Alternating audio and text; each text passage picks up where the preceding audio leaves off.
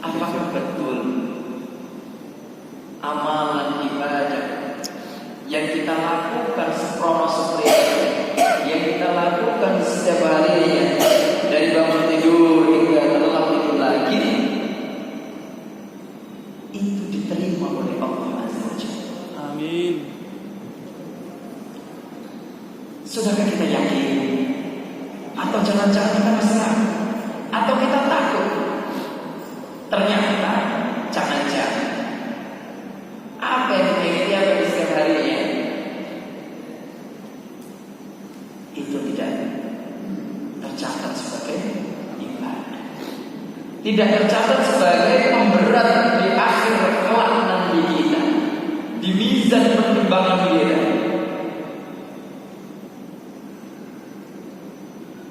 Maka sore hari mari coba kita lihat, ada kurang lebih 5 tanda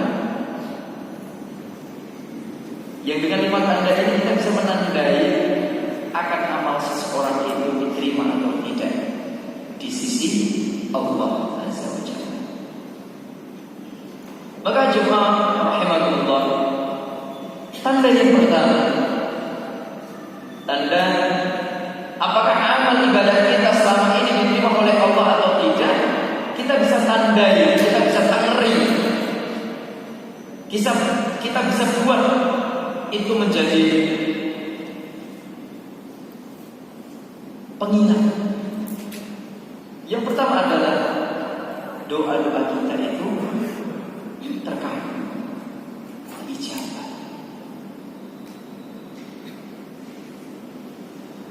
Non sewu, saya akan tanya pengalaman dari Bapak Ibu. Pernahkah kita merasakan?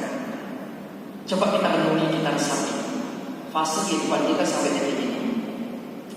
Pernahkah kita mendapati suatu ketika kita baru sekedar berpikir, lagi rasanya berenengi, kepengen opo, kepengen ketemu opo, atau kepengen punya apa, tidak sengaja, tidak lama dari apa yang kita rasakan, tiba-tiba itu terjadi dengan sendirinya. Nanti itu salah satu tanda berarti kita sedang dekat dengan Allah. Walaupun kita tahu dikatakan doa kita dikabulkan, itu kan ada dengan 3 hal: langsung, atau diundur, atau diganti dengan hal yang lain, atau juga itu juga bisa menjadikan penggantinya dari yang kita mendapatkan keburukan menjadi mendapatkan kebaikan. Tetapi kalau kita dapat fase itu diterima,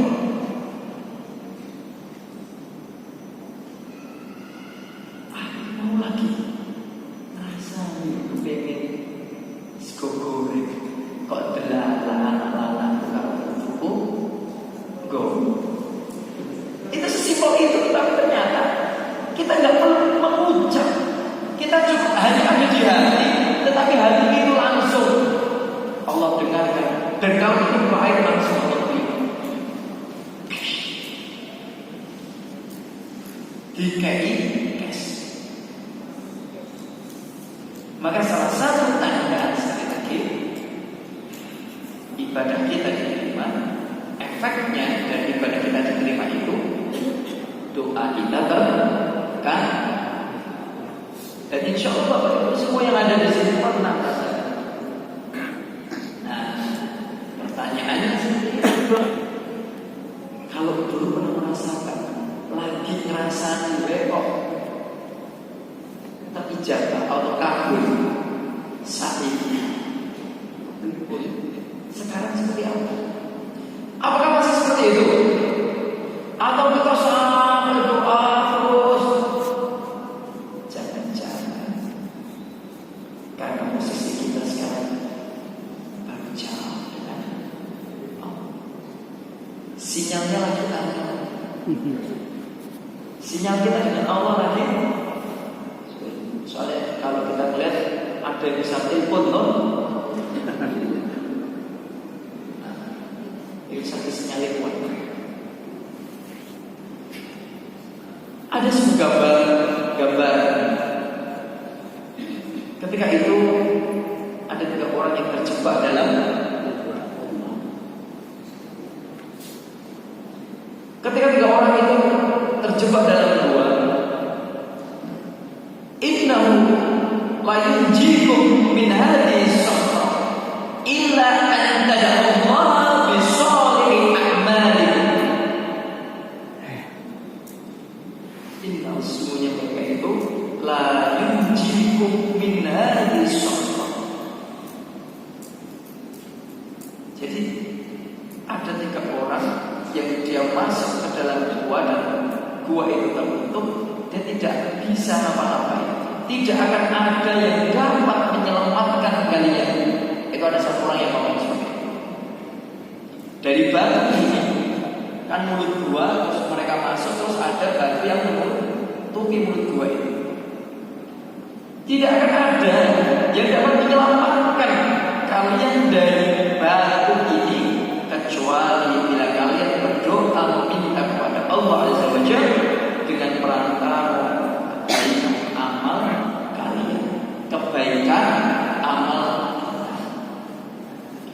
Maka ketika salah satu dari 3 orang itu berkata seperti itu, minhum, di antara mereka ada yang berkata dan berdoa, Allahumma kana li abawaini syaykhaini kabiraini wa kuntu la aghfiru qablahuma ahlan wa la malan fana'a bi fi talab syekh yauman falam arji alaihi hatta nama fahalatu lahuma khufufahuma fawajaytuhuma naimaini wa karintu an akhbiqa qablahuma ahlan qawmalan falabithtu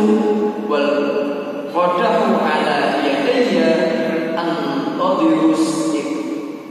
antadiru istiqsa'ahuma hatta baraka fajaru fastaiqadha fasariba qawuma. Allahumma,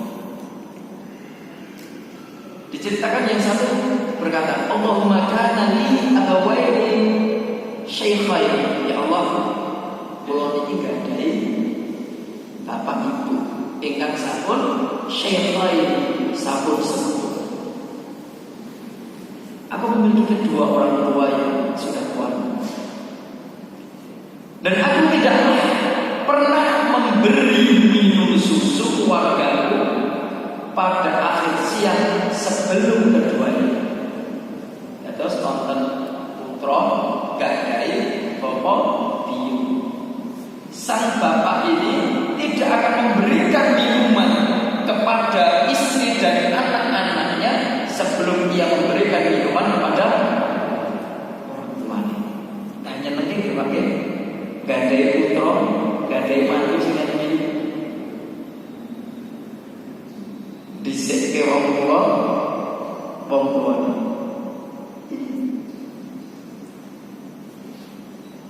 Jadi dia tidak akan memberikan minum kepada keluarganya sampai kedua orang tuanya itu meminum susu terlebih dahulu. Dan aku tidak pernah memberikan minum susu keluarga pada akhir siang sebelum keduanya. Suatu hari, dia cerita, suatu hari aku keluar untuk mencari sesuatu, dan keduanya sudah terlelap tidur, dan aku tidak mau mendahului keduanya meminum susu untuk keluarganya. Jadi dia lebih baik menunggu orang tuanya sampai barulah orang tuanya minum, baru susunya yang lain yang untuk anak dan istrinya dikasih. Hanya untuk apa? Ikhtiar, menghormati kedua orang. Ya Allah, seandainya aku kerjakan itu semata mencari ridho, maka bukakanlah celah pintu batu ini. Maka batu itu pun sedikit bergeser, berarti Berarti amal ibadah dia untuk menghormati orang tuanya, mendahulukan orang tuanya mendapatkan air susu untuk diminum ketimbang kepada anak dan istrinya, itu diridhoi oleh Allah dan diijabah. Pemuda yang pertama mendahulukan kepentingan orang tua ketimbang kepentingan keluarga.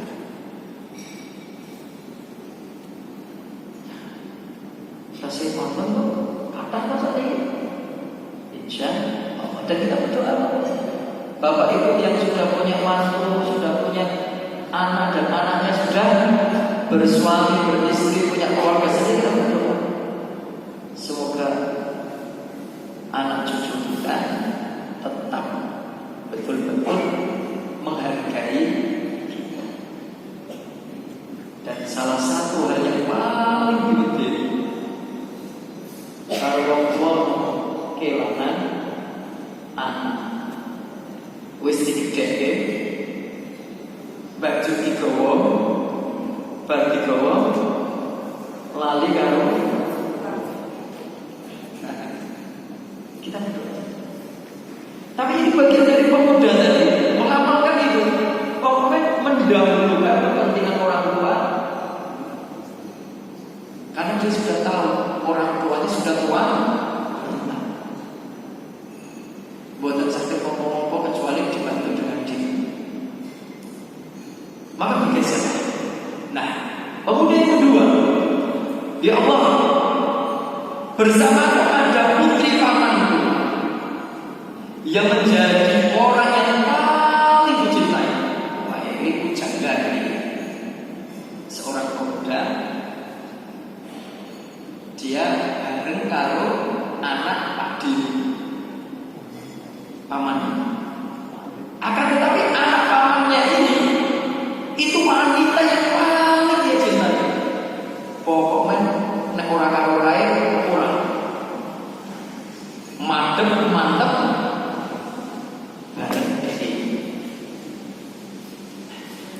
Suatu hari aku menginginkannya, namun dia menolak.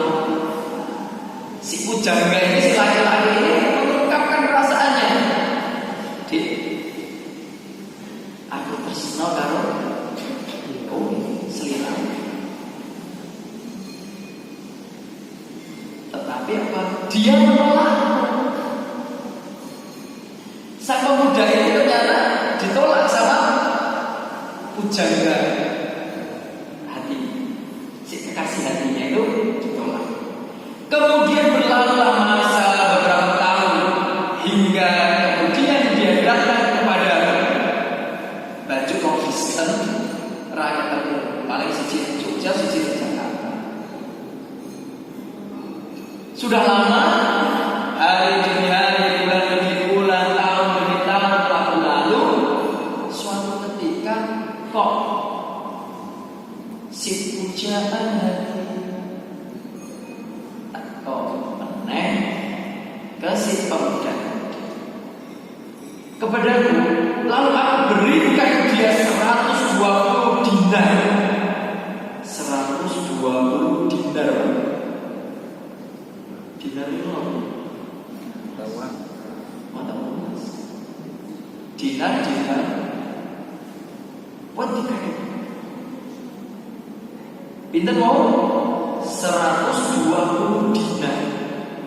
Intinya pas ketika dia datang lagi tak kayak duit agar aku dan dia dapat bersenang-senang. Lalu dia setuju. Dan kos wado ketemu kangen-kangenan, wis nyong dek tak kayak duit aku itu bonus kowe kamu. Gaji kesekian turun. Enggak tak kasih ke istri, orang lain nanti gue siji Pak. Dikasih. Untuk apa? Dia sebutkan untuk aku dan dia bersenang-senang. Cara-caranya ngajak jalan. Saya ini ngedate nganti keluar.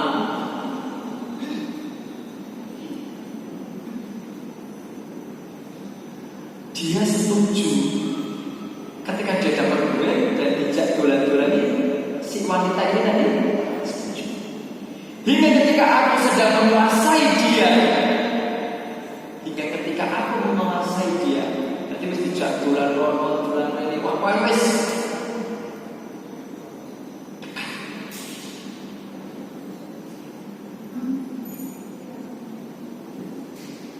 Aku sudah menguasai dia ketika dia mau melakukan zina, tidaklah dihalalkan bagimu merusak keperawanan kecuali dengan cara yang halal.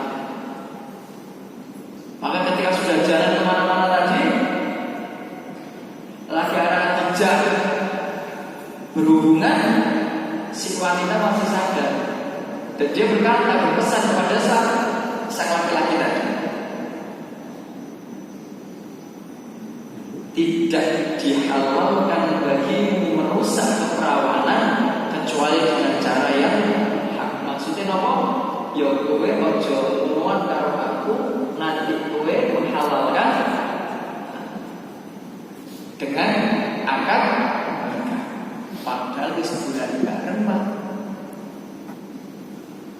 Wis dikai duit dimodali. Maka aku selamat dari kejadian itu. Lalu aku pergi meninggalkannya. Padahal dia wanita yang paling aku cintai, dan aku tinggalkan pula emas perhiasan yang aku berikan kepadanya. Sakit tersnonit dikai emas, dikai duit, dijak dolan. Bareng ketika malam mau kowe, si wanita menyadarkan, Mas ojo boten mau, harus dihalalkan dengan akad. Boten dimureh si laki-laki ini, kamu wis tak kei duit lho, gampangane wis tak modali lho, ndak kayak. Maka si pemuda itu banjur sadar, terus dia pergi istighfar, menjauhi si wanita walaupun dia mencintai si wanita itu, dan bahkan meninggalkan seluruh hartanya yang telah diberikan kepada si wanita. Ya Allah, dia doa, seandainya apa yang telah aku kerjakan itu semata mencari ridho, maka bukakanlah celah pintu gua ini di mana kami terjebak di dalam. Maka Masya Allah, terbuka lagi. Tetapi belum bisa keluar. Jadi bukanya sedikit wow. Yang pertama cerita tentang adab dia dan amalan dia menghormati orang tuanya, terbuka sedikit. Yang kemudian kedua menceritakan ia menghindari zina, dan itu padahal zina itu sudah di depan mata dan mungkin bisa dia lakukan. Terbuka lagi karena dia menghindari zina. Kan belum bisa keluar. Yang terakhir dia berdoa, ya Allah, aku pernah mempekerjakan seseorang, lalu aku memberikan upah kecuali kepada satu orang dari mereka yang meninggalkan haknya lalu yang pergi. Jadi ini nyeritain bos. Kalau dulu kayaknya saya pernah cerita, kita ambil ibarat Pak Faisal, dua karyawan oke, kabeh digaji, kecuali wong siji iki lagi arep dikai gaji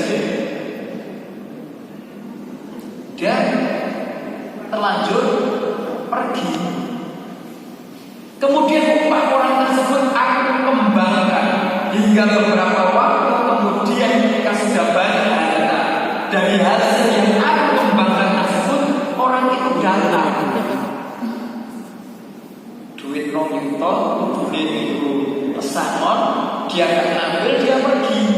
Duit pesangon ini itu kalau juragan hingga buka usaha. Nah usahanya berkembang. Ngerti wong tak kok. Sing niku wae lho. Sing metu saka pekerja.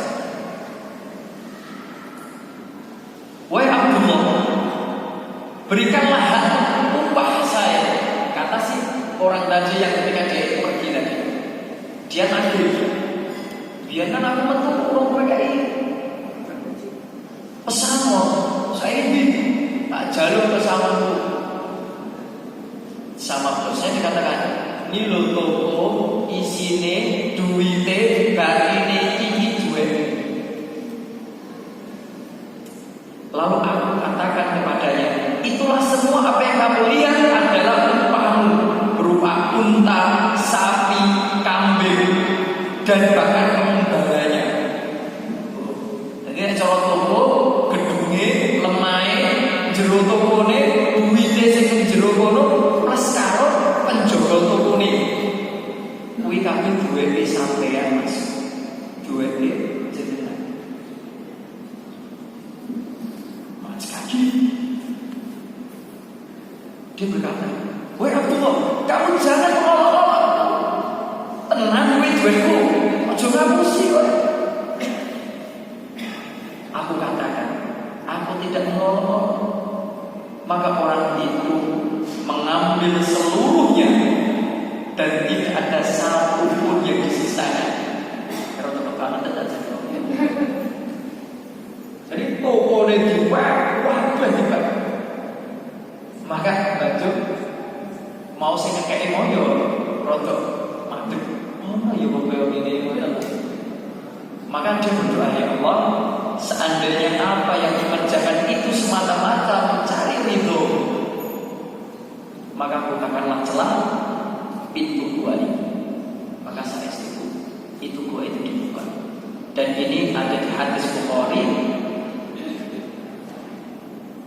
di nomor 2111. Cerita yang panjang tadi ada di hadis. Maka 3 orang dari orang-orang yang terjebak tadi dia bisa keluar. Maka salah satu ciri amal ibadah kita diterima oleh Allah ketika kita berdoa relatif diijabah. Wow, kertek ngopo kok yo dikabulke, kertek ngopo kok yo ono, kertek ngopo kok yo. Itu yang pertama. Sampai jam berapa Mas? Masih lama kan? 10 menit lagi. Yang kedua, ciri-cirinya apa? Banyak manusia yang mencintai dan menghargai orang. Jadi, nek kula panjenengan sami diajeni, ditresnani karo tanggane. Komen temu di mawon kok koyoke pas bulane iki gampang. Kepenak teko kene ya disambut, teko kono ya ditompo. Di mana juga diterima. Maka itu bagian dari salah satu di antara efek dari ibadah kita diterima oleh Allah. Kalau Rasulullah sallallahu alaihi wasallam, "Inna Allah tabaraka wa ta'ala idza ahabba 'abdan nada Jibril, inna Allah ahabba fulan fa ahibbahu fa yuhibbuhu Jibril summa yunadi Jibril fis samai inna Allah ahabba fulan fa ahibbahu fa yuhibbuhu ahlus samai wa yudhu lahul qubulu fi ahli al-ardh." Rasulullah sallallahu alaihi wasallam bersabda, Allah tabaraka wa ta'ala jika mencintai seseorang, ketika Allah mencintai seseorang, dia memanggil Jibril, "Wahai Jibril, sesungguhnya Allah mencintai si fulan, maka cintailah dia." Jadi perintah mencintai orang itu dari Allah. Wahai Jibril, cintai si fulan ini. Maka Jibril pun mencintai si hamba ini. Lantas Jibril pun mencintainya. Kemudian Jibril memanggil seluruh penghuni langit seraya berseru, "Sesungguhnya Allah mencintai si fulan, maka cintailah dia." Maka kalau sudah Jibril mengatakan, ini loh yang dicintai Allah kepada seluruh penghuni langit, maka penghuni langit pun mencintainya, sehingga orang tersebut diterima oleh penduduk bumi. Bukhari di hadis nomor 6931. Jadi ketika ada seorang hamba sudah itu dicintai oleh Allah, maka Allah akan mengundang Jibril dan mengatakan kepada Jibril, wahai Jibril, Allah mencintai fulan ini, Allah mencintai si fulan ini, si fulan. Maka ketika itu Jibril pun, aku yang tersenang.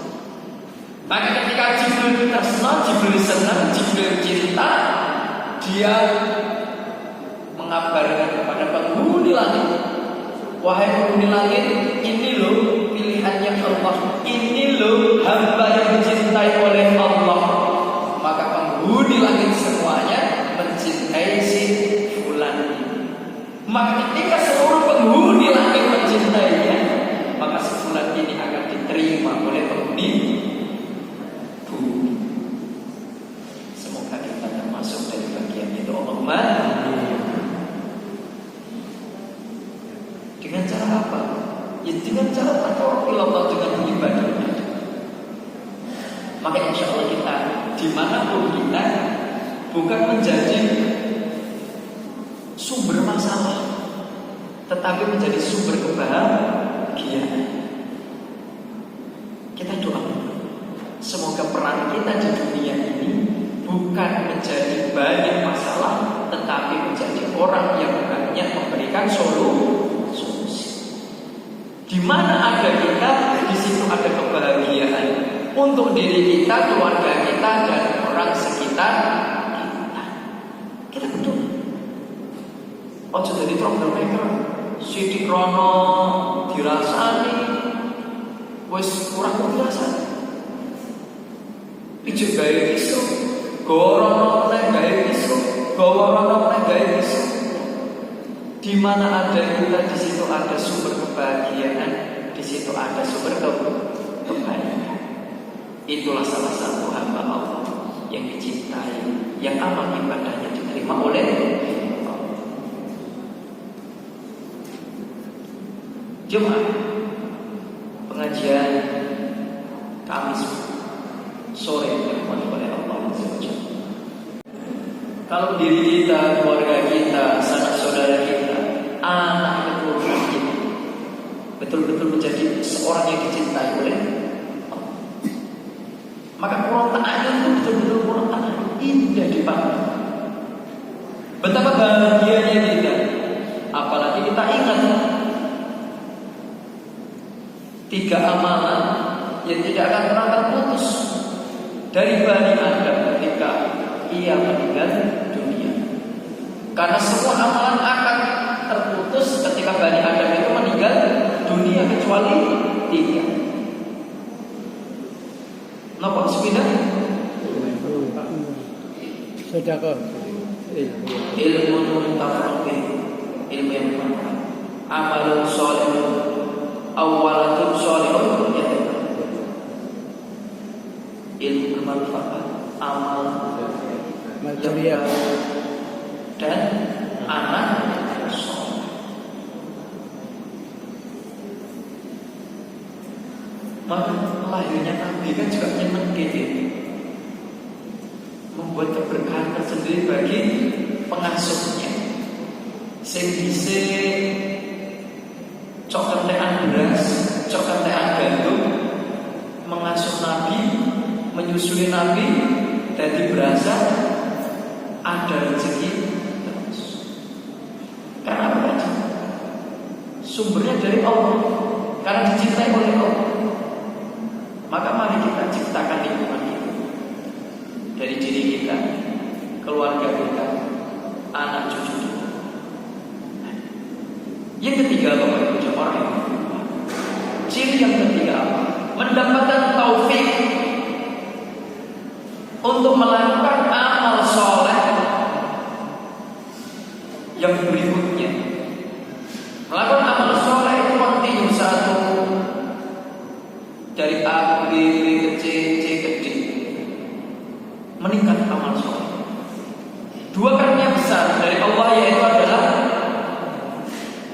hidayah dan taufik. Hidayah dan hidayah itu apa? Petunjuk atau bimbingan. Sedangkan taufik itu bermakna kekuatan. Ada orang yang dikasih petunjuk, kilo jalan yang benar, nek dia tidak dapat kekuatan, akhirnya yang tidak benar, nek orang yang benar. Maka kalau kita dengar hayya 'alas shalah, kita jawab apa? La haula wala quwwata illa billah. Hayya 'alal falah. La haula. Apa artinya? Mari menuju kemenangan. Kita tahu itu mendirikan sholat itu kemenangan. Kita jawab la haula Wala quwwata. karena kita sadar kekuatan hanya dari wong yo kok kasih ngomonge. Nek ora tekan masjid Pak. Terus betul. Betul. Jojo ra itu tahu. Maka bersyukur kepada Allah ketika kita beramal soleh itu, yang amal soleh itu nanti diterima oleh Allah, maka kita selalu mendapatkan taufik. Apa itu? Tapi kekuatan dan pertolongan Allah kepada seorang hamba untuk memenuhi seruannya, untuk memenuhi seruan Allah. Itulah taufik.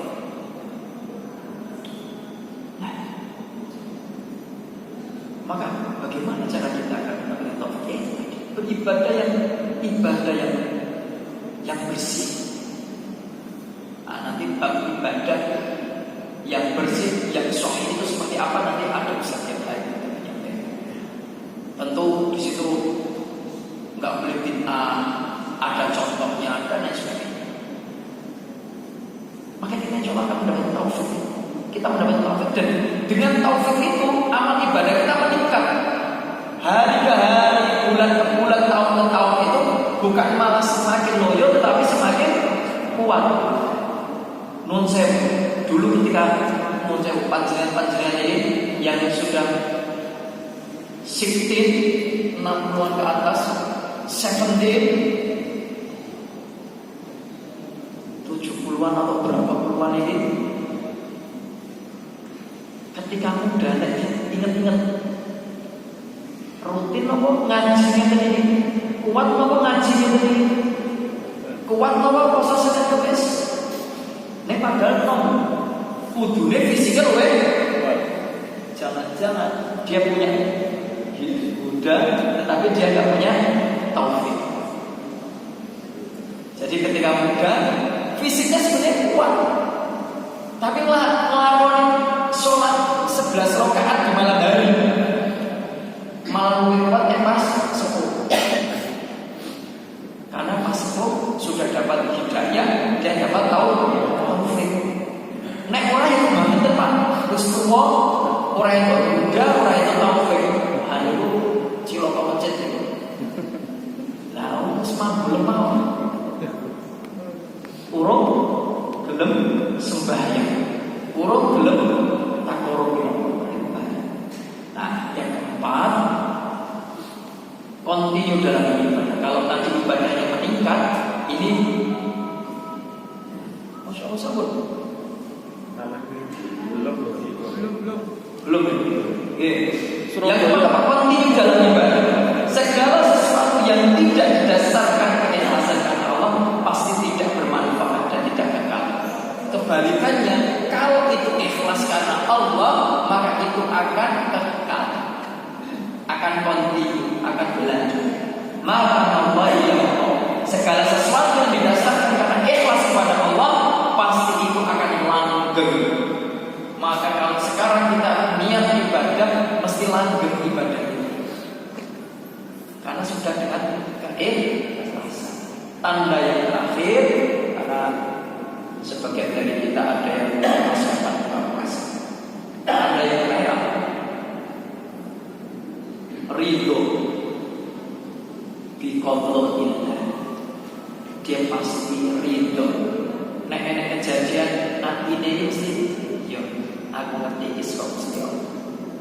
Tetapi biasanya yang amal-amal ibadahnya belum baik, nek enek ujian gersulone di sini ketimbang syukur. Tetapi kalau cirinya orang yang amal ibadahnya ikhlas dan diterima oleh Allah, dia lebih cenderung apa? Menerima apa yang telah Allah takdirkan. Oh alhamdulillah, aku cik selamat saka kecelakaan ini. Alhamdulillah, aku saka kecelakaan ini entuk tetapi ini katanya memang. Jadi kita perlu latihan. Lagi-lagi kita perlu riyadhah latihan. Dengan demikian insya Allah apa yang kita jalani di hari-hari kita akan semakin indah dan semakin bermakna. Kadang Pak Agunten, semoga dengan 5 hal ini bisa menjadi petanda untuk kesempurnaan ibadah kita, diterimanya amal ibadah kita. Jika dari 5 itu kok ada yang belum, maka kita tak perlu kecil hati. Kita introspeksi diri kita, kita introspeksi ibadah kita. Jangan-jangan yang kita lakukan belum Assalamualaikum warahmatullahi wabarakatuh. Waalaikumsalam.